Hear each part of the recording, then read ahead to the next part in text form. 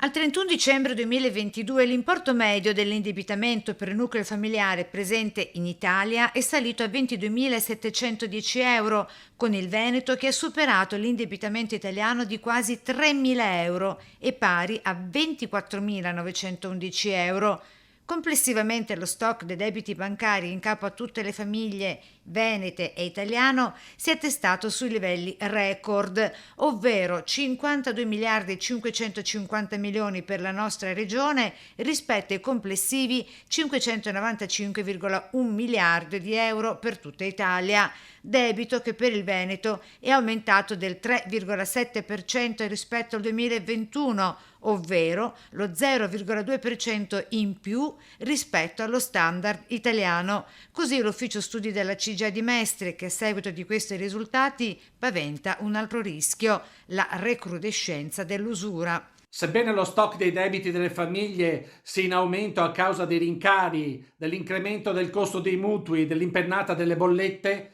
la situazione è critica, ma ancora sotto controllo. Va comunque monitorata attentamente perché le banche prestano sempre meno soldi, soprattutto agli artigiani e piccoli negozianti, che a loro volta potrebbero essere tentati inconsapevolmente a ricorrere agli usurai che in questi momenti di difficoltà sono i più disponibili ad aiutare, si fa per dire, chi è a corto di liquidità. Nonostante sia da tempo in calo il numero delle denunce per il reato di usura alle forze dell'ordine, non è da escludere infatti che l'incremento dei debiti di famiglie, negozianti e artigiani spinga più di qualcuno a rivolgersi agli usurai.